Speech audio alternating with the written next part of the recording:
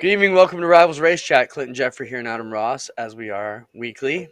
And Adam, I think the shows get easier as we get into the race season. We are fortunate again to have a lot of the hot topics and the hot guests coming out right now.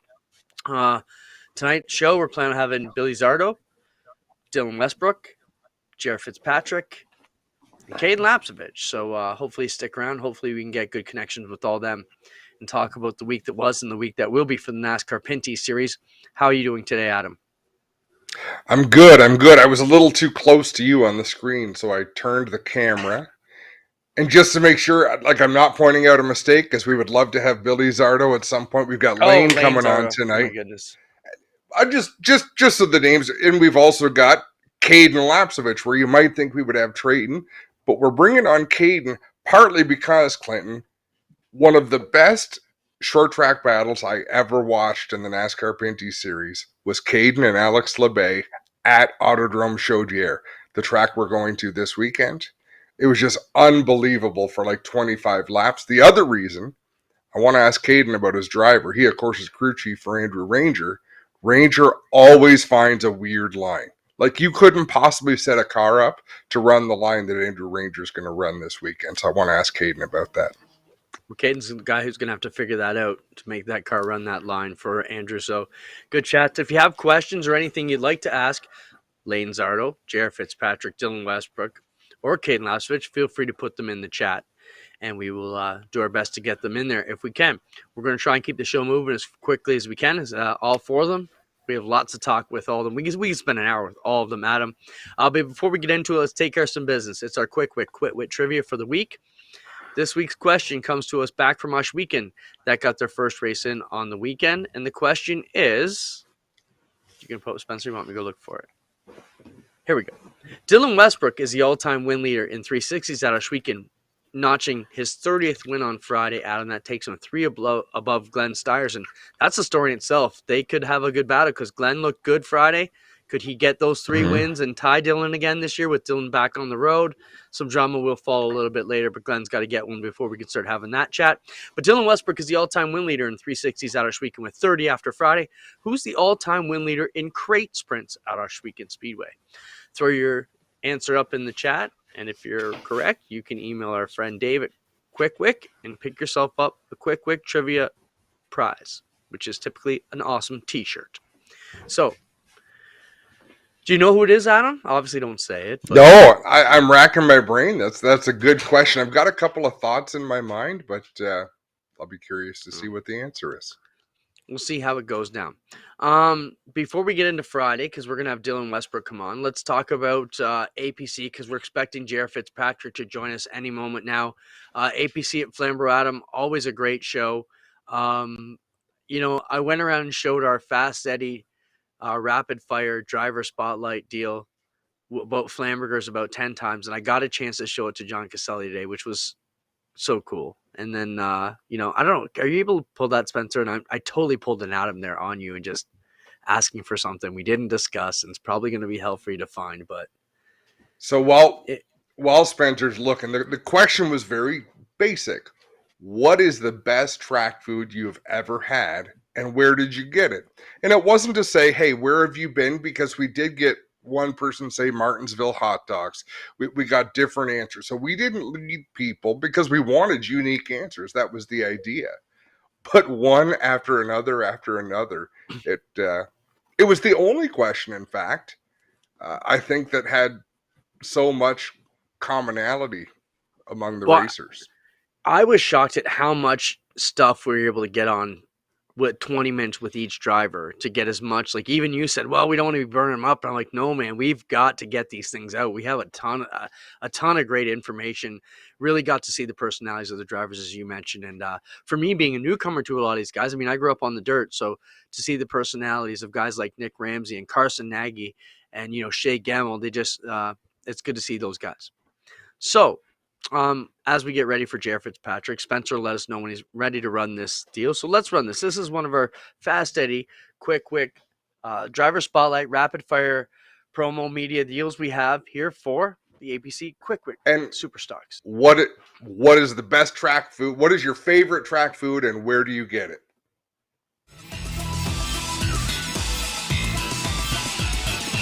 From our pits, Dana's Desserts. Her fudge is awesome. Thompson Speedway, they have the best breakfast sandwich. It's really good. The Hawaiian burger at Peterborough, it's delicious. It's got pineapple on it. Martinsville hot dog. Peterborough Speedway French fries. Peterborough's fries. We'll go with the Flamburger. Gotta say Flamburger. Probably a Flamburger. Hot Flamburger. A Flamburger. Flamboro Speedway and their Flamburgers. Too good. So watch for those fast, Eddie, quick spotlights and rapid fire as we move throughout the season. We'll be doing some with the dirt guys too, and so much fun to have those to interject when we have a caution and stuff. Adam, let's touch on the action. Your takeaways from Flamboro. It was mostly what well, you know what? No, we can't, because right in the intro, we said you either get one or the other at Flamboro Speedway. You either get a mostly green run or you get caution after caution after caution. And what we actually got was something right in the middle. But Clint, for the second APC race in a row, nobody got destroyed. There was a lot of stuff that got tore up a little bit, but nobody really got destroyed. And that makes me feel good. That's 2 races in the series where people can come out and survive to play again. Yeah, there you see Lane Zardo picking up the Quick Super Stock event. We also got the Quick TQ Midgets. And they put on a good show as always. And then we got into the APC series, and Abby's flying is unbelievable on that drone. It's a whole other show in itself. But we get to look at some highlights here, and then we'll talk to Garrett Fitzpatrick as you see him battling there with Gresel at the end of that one. And we're going to have to ask JR because he loved the battle that he had with Gresel. And Gresel must have heard some of that interview. Yet when you put the microphone in Andrew's face, he didn't seem as jazzed about the racing that went on. And I thought it was phenomenal Flamboro-style racing myself. You know, it's going to get physical. Who wants it more? Yeah, let's bring it on JR Fitzpatrick now. JR, can you hear us? I got you. Can you guys hear me? Yeah, we do. Perfect. How you guys doing? Good, man. Congrats on the win on Saturday. You know, it's a place you're almost expected to win. You said in the victory lane there, you got a lot of laps there. You know, tell us about your race and your day. It makes me feel like I got a lot of pressure every time I go there when everyone keeps saying that I'm expected to win there, but we definitely got a lot of laps there, and we've been running really well there this year. And honestly, my day went perfect. I mean, our practices were fast, and qualifying, I was a little disappointed because I got beat by the young gun there, and then sure enough, I crawled under the car, and it turns out that nobody on my team popped the right rear spring in, so I'm going to use that as my excuse. Everyone needs an excuse built in, JR.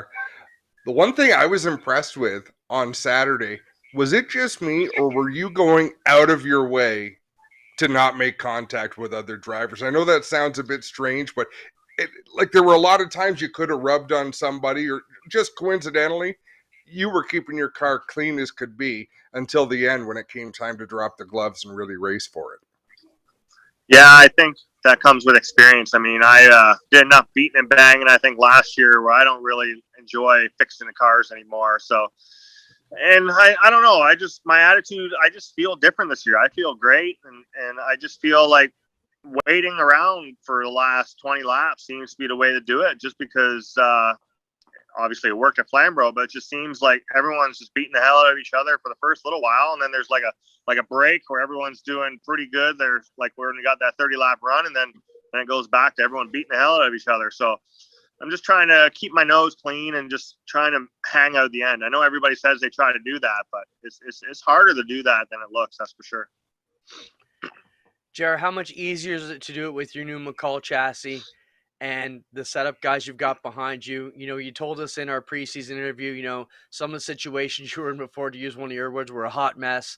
You know, that was preseason. Now you're, you know, a bit into the season. Is it still meeting your expectations? Obviously, you're in victory lane, but behind the scenes and getting it done, you know, you talk about being able to ride. Is it easier to ride with the situation you're in?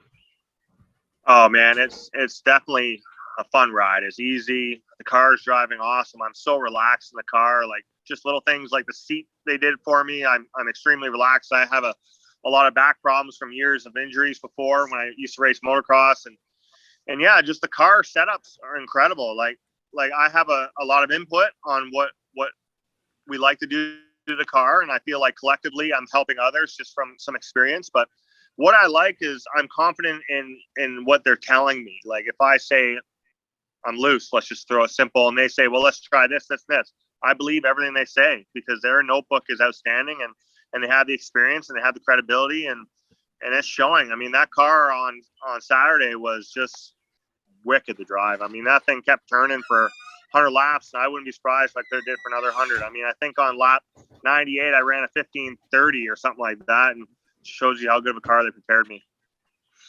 Yeah, the car looked awesome. Were you surprised after the race? There were drivers going up and down the pits, not a lot, but with some hard feelings, and nobody even stopped at your pit. They were all walking right past. Is that strange for you? Yeah, I just stood at the end like, what? No one wants to talk to me? But Right? I mean, I think it's a good thing. It's a little bit of a relief, I guess. I mean, you know, Adam, there was years ago where I think half the pit would be over at me, yelling at me over something that I did that was pretty stupid. And I mean, everybody's going to go through that. I mean, it's still only race number 2. Like Peterborough, I'm sure there's going to be a lot of people yelling and screaming at each other, but I'm just sticking to my plan, just kind of riding around and let everyone beat the hell out of each other. And hopefully I can look like the seasoned veteran coming out of the end of that one too. I was just going to say that, JR. I know you're getting sick of being called the respected seasonal, the seasoned veteran, the most experienced. You might have to do something stupid to get that reputation off your back, you know. Give it time. Yeah. The serious question I got for you is, you know, we finished the broadcast. You're the last race of the night. We spent an hour cleaning up, packing up. I'm in the tech area dealing up with Luke and getting stuff done. They're pulling transmissions, you know, on kind of how we were raised is, you know, a good thorough tech inspection should be validation for your talent and your efforts, not a pain in the ass after a win. Taking a transmission out isn't exactly an easy thing for you and your team when you just want to go and celebrate and drink beer. You know, talk to us a bit about how that comes about for you and your feelings on that. I've always said, like, a good series is always backed on how good their tech is. I mean, if you just look at the short track nationals years ago, I feel the competition was so because everybody knew Ricky Brooks was coming, and it's no different APC. Everybody knows that you're gonna get slapped if you show up with something that's not right in the APC tour. And I mean, look at the top 16 was like a tenth and a half apart. That's nothing. So I'm all for ripping cars apart if it validates, no problem. Yeah, we did transmission, drive shaft, and clutch and stuff like that. And the way these cars are all so small and low, and it's definitely a pain. But you feel so good leaving there knowing that all your stuff's legal and nobody can say anything about it. So we don't mind doing anything that has to do with tech. And I mean, I remember in the cast car days, they'd rip engines right down to the pistons out, cranks out, everything's out on the table. So I hope they don't get down to that, but we're ready for it if they are. JR, we go to Peterborough Speedway next on the 18th. Seems a lot of drivers are comfortable at Peterborough. I think that's part of why you see as many accidents as you do. But aside from you, who do you think is going to be the driver to beat up there? I mean, there's just so many good people, right? You guys know that. But I think guys who haven't had good starts this season will be good. Like, I think Ryan Kimball will be good up there. He's always good up there. Him and I duked it out pretty heavily there at the Autumn Colors last year. If I'm not mistaken, I think Dan McCaddy's coming, so he's always good there. Ricky Walt will be good because he ran there for a year and limited and won a championship. So, but then there's always surprises, right? The little surprises. Because I heard that Triton Lockbridge is coming, and he holds the record there, and he's always been good there. So it's hit or miss, man. There's 10 or 15 guys who can literally win on this deal on any given night. It's just who's gonna lose their cool the quickest is what I think is gonna happen at Peterborough, because Flamboro, people always say you can't go to the top and make a pass, but Peterborough you can't. So it'll be it'll be a literally old school Canadian style of Bowman Gray racing, I think. Well, that leads to a lot of excitement for a pit reporter, I can tell you. We'll be on top of that one. But, you know, Jared, looking forward down the line, other than Peterborough, what tracks are you looking forward to? Which ones are you not so looking forward to? To be honest, I was always not that I didn't look forward to going Sunset, but I'm just not good at Sunset. And then obviously last year my win helped. Dwayne Baker and Taylor gave me a line around there. It just helped me. And I guess my next weakness is going to be Delaware Speedway. But again, with this new McCall car, we tested there in April, and the car was super fast. So I'm looking forward to all the races now. Just trying to keep car in one piece. I mean, I really do think attrition's going to start coming here because people are starting to get mad at each other, and people are starting to get antsy. And I think just riding around and collecting points from here on out is what I got to do. And I'm leading the points now only by 3 points. So just trying to build on that. And I'm really looking forward to going to Sauble, though. I really enjoy Sauble. Sauble puts on some really good racing. The asphalt's old, but it's got a ton of grip. And I think Peterborough will be a rough one. Delaware will be a refresh. And then Sauble will be another action-packed one. You heard it here first from JR Fitzpatrick. JR, we'll let you go. Just one question. What are you going to do this weekend? No APC racing, so what do you got planned? Well, we were on vacation at Perry Sound, but it rained the whole time. We got to go side-by-siding last night, and so we decided to come home. So I'm going to work on the car tomorrow, and I got to go back to work on Thursday. And I was hoping to go to the Triple Crown this weekend, but, you know, with talks with my team and whatnot, I think we don't want to risk the car. And it's unfortunate because I had another deal lined up to go do the Triple Crown, but it's just this car, I don't want to risk it because we're already tight on time, really. So trying to think and keep my focus in order and just focus on this tour and hopefully make round 2 of the Triple Crown. So this weekend I'll be off, just working on the car and getting ready for Peterborough. Right on. Thanks, JR, for your time. Good luck, and we'll be there to cover it all live here on G-Force TV. As always, thanks, guys. Have a good Thanks, night. JR. Always a good dude. Great to talk to JR. Good to see him kick the luck he had last year at him. It was horrible. But right now, let's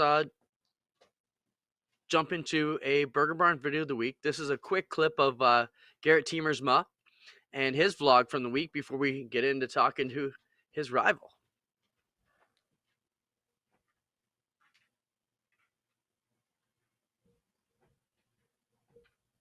Or not. There we go.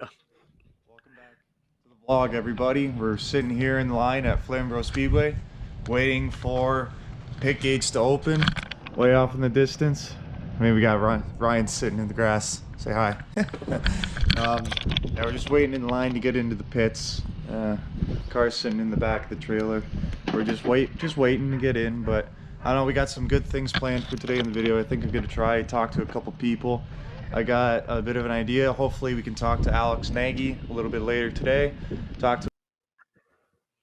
So you can check all that out. Spencer, they can go on the channel and catch all that later here tonight, right? So Garrett's been... It's up now on the channel, so you can go watch it now. But you have to finish watching us first. Exactly. Garrett's been doing such a good job at these vlogs. Like, it's been a ton of fun to watch. The view count he's getting is fantastic. Lane Zardo comes up to me at Flamboro. He says, "Hey, man, I'd like to get in on a broadcast one time." I says, "Yeah, we can probably make that happen." But if you remember, that's how Garrett approached us also. So we got the two biggest rivals in that series. So I pitched them, or I pitched Lane, the idea that I pitched to you last winter was, let's get drivers together while we do a rebroadcast of some of their races. I think we should put together some highlight clips, get a case of beer, and the highlights will just be of the 17 and the 36, and see where the conversation goes. So I thought you were going to say up for that. They would be the next generation of rivals, and we would get the boot, and they could just take over the show permanently on Tuesdays. So a monkey could do this. Spencer's job's hard. Guest. Our job's not. We got Friday night winner from Mush Weekend Speedway, Dylan Westbrook, ready to join us. He's at home this week and enjoying some home cooking. D-Dubs, are you cooking yourself, or are you just eating that fine spread you sent me when I asked you where you were tonight? Oh, no, I got to be the chef tonight. So you're actually at home? Yep, home right now. Probably start heading over to Knoxville tomorrow to race with the World of Outlaws Friday and Saturday at Knoxville. That's pretty badass. Man, that's pretty... Go ahead, Adam. Is it challenging at all, Dylan, to switch from a Friday night program at Ohsweken and then next week you're going to Knoxville? I think Saturday. Did you race down at Attica Saturday? I didn't even keep up with the results. Yeah, right after Friday, well, all through the week, like we were at the shop.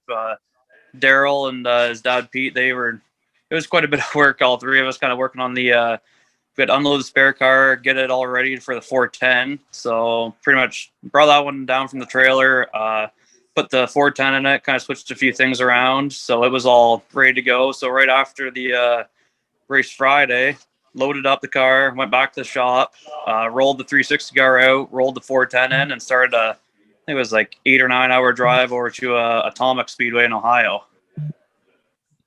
Awesome, man. Dylan, let's talk about the Ohsweken opener. You know, we finally got it open again after, the pandemic. It was a great night. The racing was awesome. Badass slide jobs coming around. It was the Ohsweken of old. You picked up the win. You added to your win list. We were talking about it earlier. You got 30 wins now in the all-time win list at Ohsweken for the 360s. Did we get anybody to answer that question, Spencer? I want to ask Dylan if he knows. So you're the all-time win leader in 360s. Don't blur it out because I don't know if we have an actual winner yet. But do you know who the all-time crate winner is at Ohsweken? Just say yes I do or no. not. Don't say it. No. Okay. All right. If we get a winner, then you can take a guess and maybe you'll win the quick. You want to take a guess? All right, I'll go with trying to think. Oh, It's tough, right? yeah, that's what I'm trying to think. Because so many people been in it that moved up the 360s. I don't even know who's been in it for a real long time to get that many wins to like hold the all time. All right, well, we're just going to move on then while you guys think of it.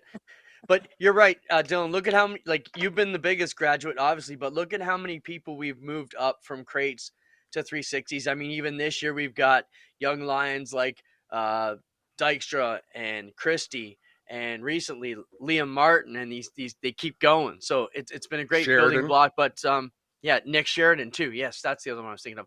Sheridan, what a shot for these kids. A lot like you, came out young, ran very well, moving on. But Dill, what's up next for you after Knoxville? What's happening with the ASCS 360 tour? Actually, right now we got just 2 weeks off. So it's like last weekend, this coming weekend, then they're back raced again. So get back with them. I'm in second with points with them right now. So hopefully keep on getting some good runs and hopefully be able to take the points lead over. How did it feel to come back to Ohsweken, Dylan? So much has changed in your life. I mean, a lot of time has gone by since the end of 2019. So what goes through your mind when you unload there? Do you just reset and it's just like being home and you're ready to get after it? Yeah, it was I was real excited to get back there. I know when we were pulling up and it was starting to rain a little bit, we were all getting a little worried, a little disappointed, just really hoping it wouldn't rain out. But it was awesome just to be back there, just see everyone you haven't seen in so many years, just kind of go back to the home track. And yeah, it was awesome. Just walking around the pits, being able to see everyone that I haven't seen in, well, I guess 2 years, I guess. So it's really cool to go back there and then do just see all the improvements over the track with all the new buildings and everything's all paved. It just keeps on getting better. Right, Dylan, when will we see you back at Ohsweken next? I know you mentioned this will be one rare before the Nationals. We have 3 of the Nationals coming up. Which one are you going to be able to make it to? Pretty sure right after the Knoxville Nationals, because we'll race 360 Nationals, put the 410 and do that, and then pretty much have to, as soon as that race is over, load up and start driving back just to make it back in time for that one. That's awesome. Road warriors. Oh yeah, lots of driving. Do you still enjoy it? Like obviously the racing, but the grind of being on the road. Yeah, I like it. This year it's been a lot more enjoyable just being able to come back and cross over the border, just not stuck down in the States for months on end. I can actually just, like, if you had a weekend off, you just come home, kind of see family and everything, or come home, race Ohsweken, stuff like that. It just makes it a lot more enjoyable, not really just knowing you're stuck down there until the end of the season. Right on, Dylan. let's tell viewers and fans where they can keep up with you. Are you doing any social media presence? Where can they follow you? On the Hills Racing Facebook page, we're really keeping that really up to date this year. And then that's probably the best way. And then all the CS races are on Flow Racing. So, yeah.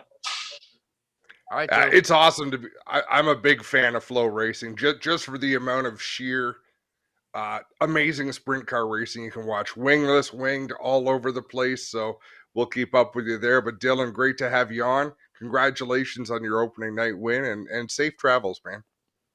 Yeah, thank you. Thanks for having me on. See you, D-Dubs. Good to see the kid back in winning ways. It was kind of fitting to have Dylan Westbrook come in and win opening night and get us back to where we left off. You know, that's right. Almost the pattern where we stopped, and we'll pick it up. Except for Kruder jumping in there and winning the big one at the end. But Westbrook was cleaning up weekly there. This weekend at Ush Weekend, while we're talking about it, we have Ken Schrader coming in to race UMP and Canadian mods against the boys from Brighton and Southern Ontario Motor Speedway. He is also being fitted into Glenn's backup 358 modified, which is brand new, off the shelf, not even had one lap on it, I should say. So not much of a bad backup to be jumping into with a brand new Terry Vince ERD motor in it. So we'll see Ken Schrader, both classes on Friday night, along with the mini stocks and Thunderstocks. So 4 divisions on the card for this weekend at Ush Weekend. Make sure you check it out. All the information can be found at ushweekendspeedway.ca. Of course, we'll be live here on GeForce TV Friday night if you can't be with us live at the Big O. Then, anything else you want to cap up from the weekend, Adam? About Friday, I just want to say I had a million comments about the commentating and how great it was. Everybody felt to just have you and Greg back bullshitting and throwing jokes, and it was a great time. In some of the comments I heard, and I know I'm not for everybody, Clinton. Like I get that some people don't like my shtick, but the comments to say, "Man, you guys are so different at Ush Weekend," and I didn't even realize that we take a bit of the edge off. You've got to be respectful of where you are. But when we go to Ush Weekend, that's sort of where we created what we do. So we'd be disrespectful to that if we weren't just ourselves. Like that's the place where I take my filter out when I walk in the tower. Anything goes, and we just have fun. Greg, that stupid bastard, admitted Friday on the air that he likes me. We've had it going good. For years, we've had it going good. And then you tried to take it back, and you're like, no, you already lifted the curtain. It was, you guys are just, I got to tell you, I'm super happy to work with you guys because you keep us in stitches all night long. I went back to some of the highlights where at the end of the B main, you let it slip that you needed to use the washroom, and you hoped the B main went off without a hitch, and you got announcer cursed yourself because then you had to sit there for like yellow after yellow after yellow, and that became the joke. Is Adam going to make it? It was a great time. Though make sure you check it out. It's live on the channel. June 3rd at Ush Weekend Speedway. The rebirth, the opener, the kickoff to the 2022 season. So make sure you check that out. I'm kind of sad, Adam, that the schedule worked out this way, that we had 2 rainouts and we didn't get it. Like, I'm bummed out we only got a little bit of the sprint car, our regular guys, and then we have to put them on the shelf for another week. That kind of disappoints me, but we'll have them back on the 17th. I mean, we don't have our crates and 360s. It's great to have the modifieds and UMP guys in. Yeah. But we had so much fun with our own crew last week that I wish we had them right back this week. So we'll have to wait another week to make them. And all the shout outs to everybody watching. It was just a great time. Felt really good to be back. And you're right, Adam. We do have good fun, and we can say what we want. And I always look at us, and who called me today? Another guy, and we don't want to name him any names, but Frank Wall from Quick called me today just to tell me how much he enjoyed the commentating and his visit to Ush Weekend Speedway. And he said the racing was amazing, but hearing the commentating, to hear you guys back on the mic was great. And I've heard that from so many of our people. So it's just awesome. Even if you don't love racing, go listen to the Adam and Greg comedy show because it keeps me laughing every night we're on the air. Not to take anything away from Jamie Maudsley, because you and him are cutting it up too at Flamboro. We're having a great time with Jamie on Saturdays, and but to have the boys back at Ush Week was super cool. And I made it, Adam. I was pretty wound tighter than a clock but we got it through. I feel don't great often. this week. I don't often feel bad for Clinton Geoffrey. And if I do, I don't often talk about it. I keep that to myself. Screw you. You know what? You bring on your own problems. But Friday, I thought, man, just get to the night, get through the night, because I did not want your head to explode. And I think you were on the verge. We were in great shape. We made it. I'm like, okay, cars are coming out. And right as hot laps come out, Doug Lennox's scoring loop doesn't work. And that was the biggest fear we had. And thank God, Ted and Mark, our crew, were on standby. They went down there during hot laps, fixed it up, got it going. Nathan got all the names in.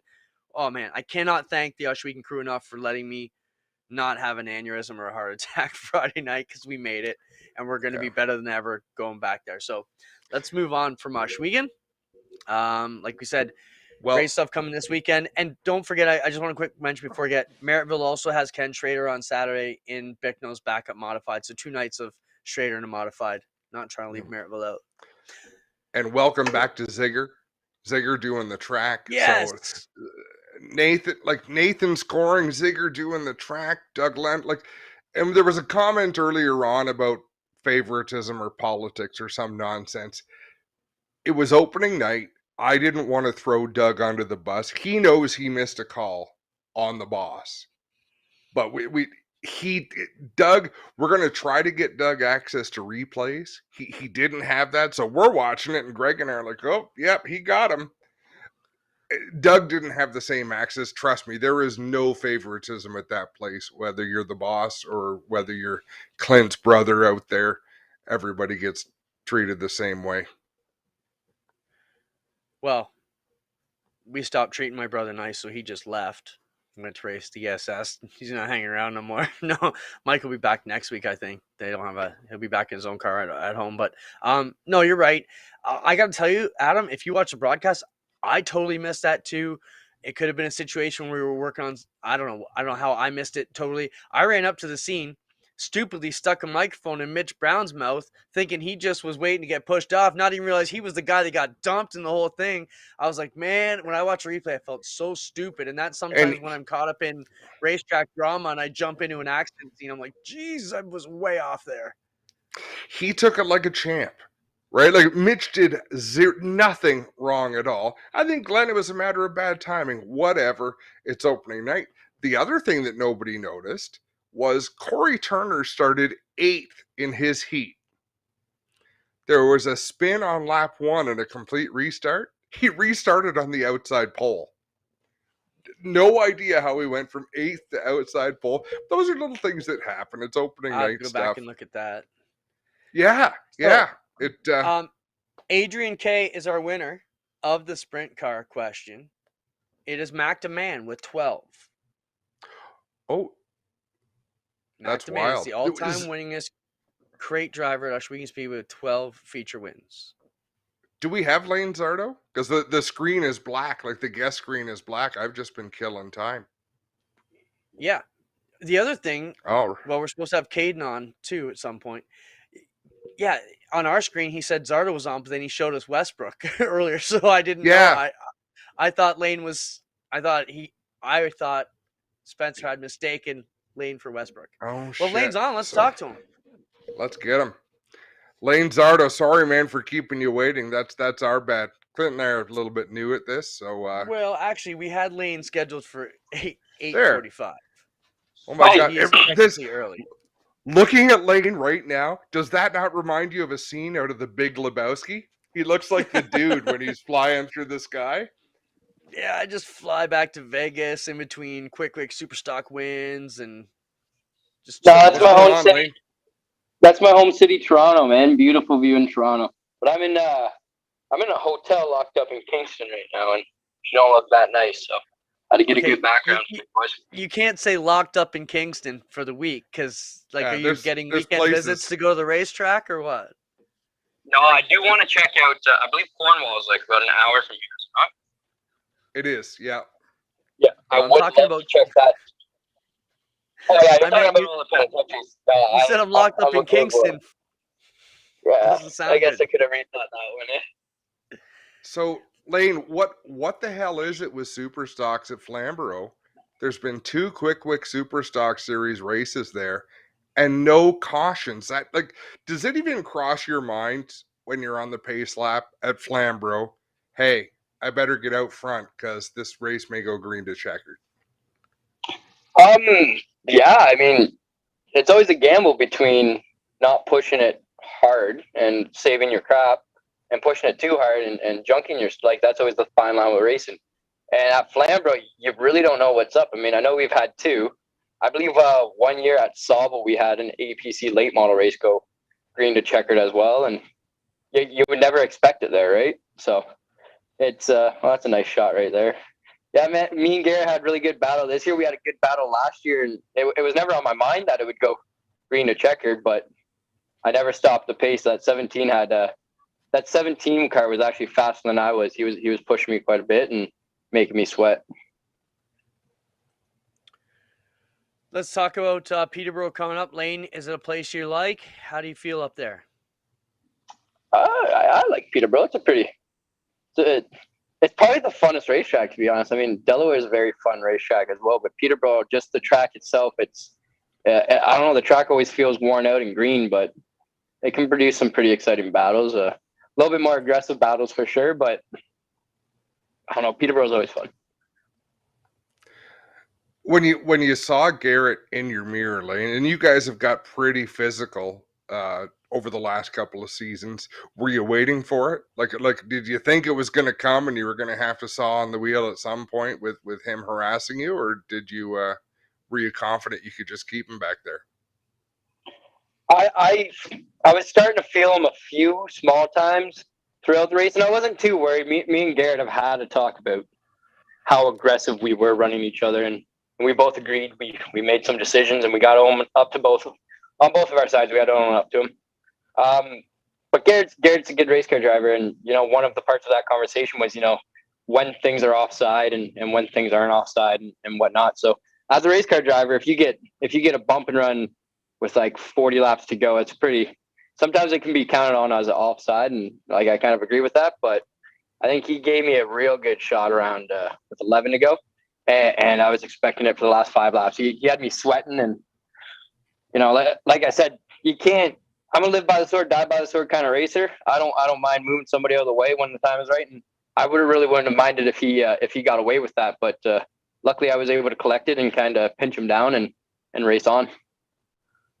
Yeah, we might just catch it here if we catch the video that Spencer's showing here in the background. What a great battle! Yeah, This division has really blossomed out. Lane, let's talk about some of the discussions about car counts. I see you're fairly active in social media. There's been a lot of discussion about, is the tour hurting? Is it helping? What's your thoughts on the current state of where we are with all this? There we see the look at. Yeah, he's trying to work you over. Yeah, and I definitely pinched him down. I made a little bit of contact, pinched him down. But like that's the thing. If you're able to move somebody to get underneath him, it opens the door to crowd him to a certain extent. That's live by the sword, die by the sword kind of thing. But like as a driver, when things get too far, and I hope he didn't think I took it too far. I don't think he took it too far, and it hopefully made for a little bit of an exciting show with the green to green. But as per the car counts, I think APC or quick fire starter series, like they do help it, but I think they made a wrong move this year. I was just talking with Trevor Colliver, and he kind of told me that you have to even do one race, you have to sign up for the full season, which I don't know if I agree with, because like the cool part about last year was we went to Peterborough and we raced against Anthony DeBello.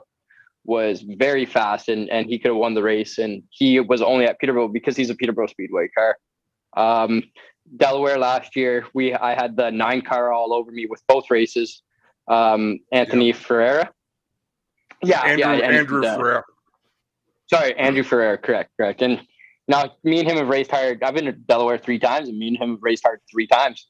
And you don't see him at another quick race. So I think they need to let the hometown heroes kind of have a shot. Maybe if they have to pay a little bit of like an extra $20 or something small, but I don't know, man. Like the hometown heroes is kind of a cool thing that mixes it up because we're gonna have 7-8 of us mixing it up for the championship this year, and it would be nice to have a few home track guys where our championship contenders are gonna slack off.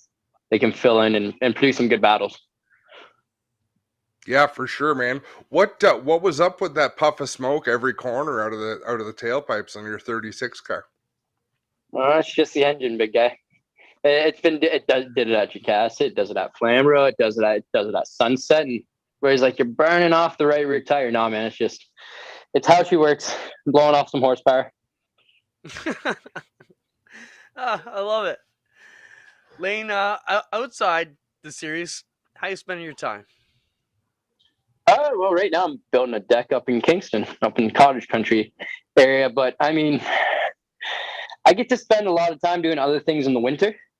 And I always say I'm going to do some certain things in the summer, and I never get it done because things always just pop up. Like I was going to take a little bit of time away, and then I got this opportunity to drive this badass Ford for Kenny Grubb and Bester Forest Products. So I couldn't turn that down. And now my grandfather's racing this year, so that schedule is keeping me even more busy. But other than that, my brother's getting married, spending a little bit of time doing my best man duties. So that's very exciting. He'll be getting married in about a month now. His bachelor party is next week, so unfortunately I do have to miss the racetrack, but no, he's done quite a bit for me. Other than that, the things you got to do, right?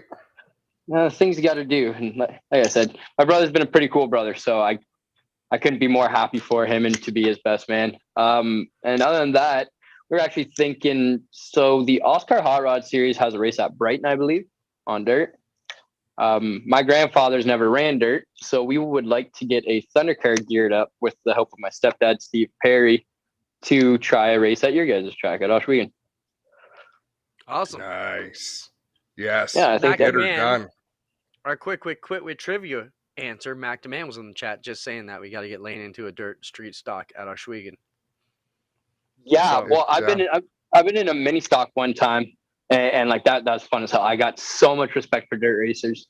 Like I said, I'd like to have my grandfather to try it out. I had the opportunity to sit beside Glenn Stiers when he was being inducted into the Hall of Fame, and kind of talked about it. So, and I mean, like that's your guys' shit. Like that's your hometown. I used to live like 15 minutes away from Oshwegan, and it was such a cool thing to bring all my friends from high school to Oshwegan on a Friday night.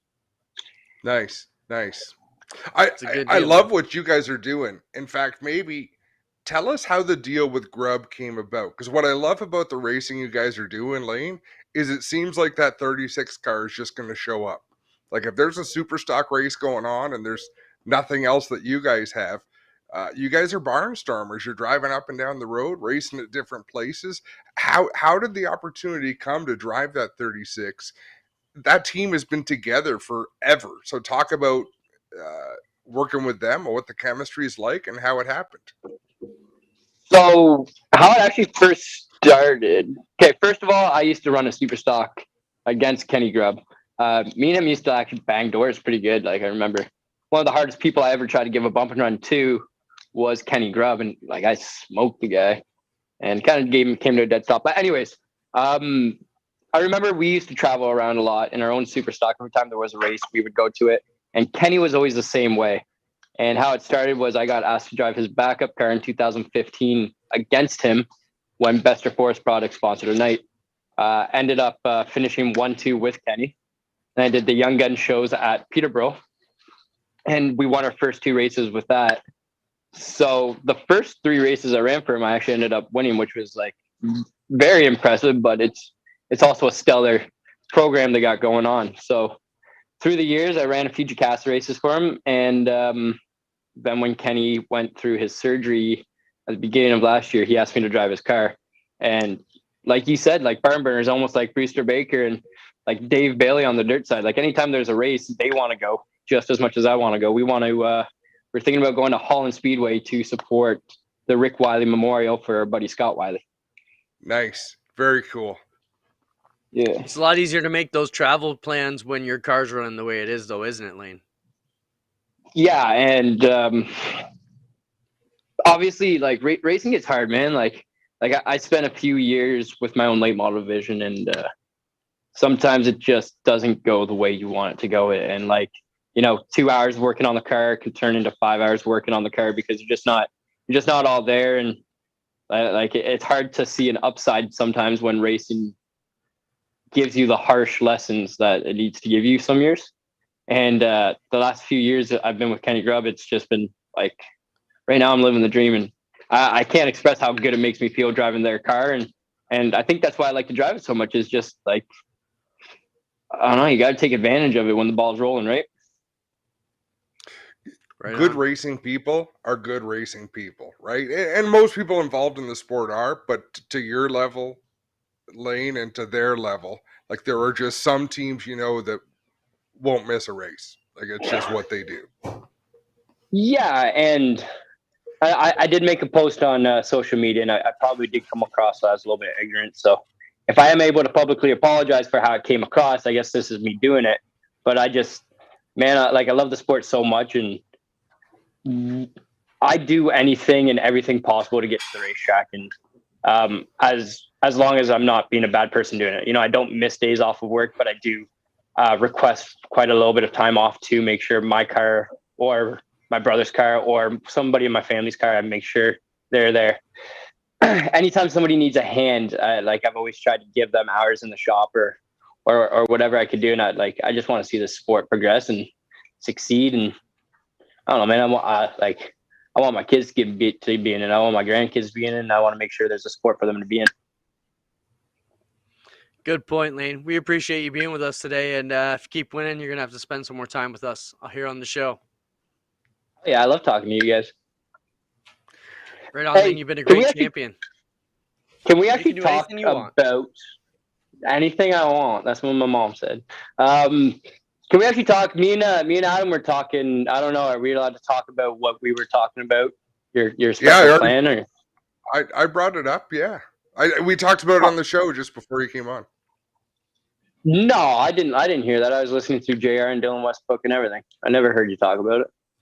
We talked about you and Garrett and a case of beer, and some highlights and some races and just. Christ, you're too young to remember pop-up video, but it'd be that sort of thing. It's like announcing over top of announcing and shooting the shit and telling each other what you think of each other. Video right now with that blue screen thing going on. Freak, let me tell you. Lane, just let me start with, I'm a big fan. I love what you do. But when we did the interviews at Delaware, man, you could not sit still. You were drumming on the chair and you were spinning on the chair. And like I couldn't stop laughing because you're just wired. Right now, I got this whole interview. I got my buddy's knife right now, and I've just been playing with it. Either that, or I got a lighter. If you've ever noticed, every time I'm getting interviewed in Victory Lane, like I'll put my camera further away, but like I'm always messing with my fire suit right here, strapping it, because I used to say when I was getting interviewed a lot. My mama told me one of my mom's good life lessons was always just fidget, like just activate your mind in some other way, and it kind of take care of the rest of the conversation. Yeah, man, I guess I'm probably a pretty wiry guy, but hey, be you. Yeah, man. I can't help but think. Show the promo picture I sent you, Spencer, if you can. And Lane, we appreciate you doing this. I mean, as a broadcast, company and what we're trying to do for the series, to have guys like you, on social, promoting what we're doing, telling everybody we're going to be live on G-Force. I don't know if you got that shot, Spencer, but you in your cowboy hat, and then me and Garrett in a case of beer just sounds like a hell of a good country song. Me, Garrett in a case of beer. That's a segment right there in itself. Yeah, there you go. We can always talk about our run-ins and whatnot on the track. And Garrett's very good. Like with what he's doing with his vlogs, I was telling him I was pissed off he did it because I wanted to start to do it, but I'm just not that good with GoPros and video editing and like taking the time. I just couldn't do it. Oh yeah, that's sick. I like that. But yeah, but that's it. Yeah, no, like you guys are the stars. Yeah, and me and Garrett see things quite differently too. So we could potentially like have some pretty good reviews and whatnot on it. But I will say this: you guys are thanking me for being on the show, but thank you for having not only me but people like me on the show. Like it takes me like from going to work and being an everyday person, and now I get to go on all these vlogs and get these interviews. I was on Racetime Radio the other week, and it makes us feel like superstars, and like it's a spectator sport. That's not the full reason why I do it, but it definitely makes me more hungry to want to keep on doing it. Gives us a little bit of time in the spotlight to feel cool. So thank you guys on behalf of all the drivers for what you guys are doing for the sport. I appreciate what you say. Lane, if we don't talk to you, like if people don't see who you are, all you are is a green, white, and red race car driving in circles, right? Like, yeah. You know some of the other drivers, but a lot of the people watching don't. Like they wouldn't know what you looked like out of the car except to see you in victory lane. So that's our job. Clint and I, Spencer, we love it. We love what we do. We love racing. So we're glad to be able to do it. It works out for everybody, I hope. Yeah, well, like I said, I do appreciate you, and like I could talk to you guys for hours. I really could, but I have a feeling you guys want to kick me off soon. So let me just give a quick shout out to a few people. Sure. Before you scoot me off really fast, let me just obviously thank you to the whole 36 team, Brad, Kenny, Chuck, Randy, and Andy Schmidt for all their help.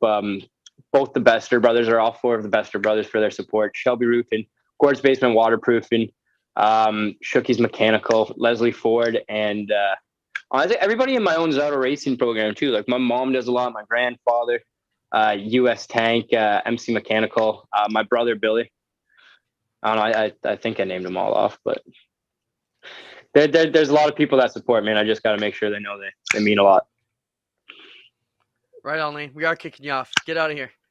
We'll talk to you soon. Have a great buddy. night, man. Later. Thank you. In the beginning, didn't know what to make of Lane. Great champion. You put him in his cowboy hat and Garrett in his polished coif like I got with his mirrored sunglasses. And even when we were doing the interviews preseason, I went to take his glasses off as he goes, "Hey, it's part of the image." That was Garrett. Dude. I like that. I love that style. And the swagger these guys are coming up from the so-called support style division. They're stealing the show with the personalities anyways so far. They are Top Gun and Maverick. Yes, that's exactly. It. Like I can totally see the Val Kilmer in Garrett. I was trying to think Marlboro Man. Is that who I'm looking like? I'm looking forward to Carson Nagy stepping up, Trevor Culver, who has to me, this is a natural rivalry. We talk about it because they wind up at the front. They beat the hell out of each other. But you've got so many more who are right there. Trevor Culver, how's he going to fit into the story? Super nice guy. Same with Carson. Super nice kid, like a giggly kid. Everyone is so different. And then Pete Vanderwees, the old veteran of the bunch. The stories write themselves. It's just up to us. They had a good run. Get the start going. We have our Thompson photography video highlights coming up from Flamboro and the APC event, quick super stocks on Saturday. That's what we will end the show here for the final 2 minutes. Want to thank everybody for coming out. Want to thank our guests, obviously Caden Laps, which didn't make it. We are getting ready, you and I, Adam, to fly to the NASCAR race Saturday morning after our weekend. It's going to be a heck of a weekend for us, but like you said, life in the fast lane. We will call our weekend live, then we'll pack up the TV crew, and you and I will head off to Toronto and take the flight overnight to Chaudier to do the race there, and we'll be live on Flow around 5 o'clock, I think it is, in the early evening, and then we fly back. You're going to love that place. Yeah, I can't wait. That racetrack is so cool. Just want to answer one thing. Someone talked about in the comments, the car coming out of the pits and crashing the mini stocks on Friday. So Doug and I talked about that today. We hired a flagger for that corner. We had our flagger. I said, Doug, how did we miss that? He said, well, the flagger who was there moved on about 4 years ago, and nobody just ever did that. They all just played by the rules, and we didn't realize we really needed to get somebody back in that spot. So, we'll take onus on it. We will put a flag. Now, be careful. the 26 did not break any rule because there is no rule in place. No, right? but Like we, you can I can't re-enter. put that on Tim. We should have had No, a flagger there to say when you he are could go and when allowed. he couldn't. Now, what they should have done, and I hope this is something that you guys, because even a flagger, they're going to blow by him. You should not be able to come down the banking in turn 3. You should have to stay up on the flat, get around to turn 4 before you re-enter the track. At least give the driver an opportunity to see, because the speed he was going, like he could have flown over the banking and landed on top of cars He if could he have was jumped about them. 10 seconds later. He could have jumped it. Like So, the angle could have been there. He could have cleared the roof. But the other thing that I said to Doug, we were talking about it today and figuring out how the hell it happened. I said, Doug, why does it always happen for the leader? Why couldn't a guy come out of the pits flying and crash 19 where it wouldn't have mattered? It's always the leader that gets taken out in those situations. You ever realize that? But without further ado, Adam, we got to wrap up the show. Right. Thompson highlights coming up here. Watch that. And then Merrittville Speedway live from Saturday coming up. Humberstone's event from Sunday will air Thursday this week, but Spencer tells me the idea is to get to Merrittville 9 o'clock Tuesday, Humberstone 9 o'clock Wednesday weekly. So for this week, it'll be Tuesday, Thursday. We're working to get it Tuesday, Wednesday. Thanks for being with us, Adam. Good to see you. We'll see you Friday, and we'll fly all the way to Quebec, and our arms will be so sore. There's your dad joke for the day. See ya. There you go. Good show. Ciao. Thompson video highlights coming up.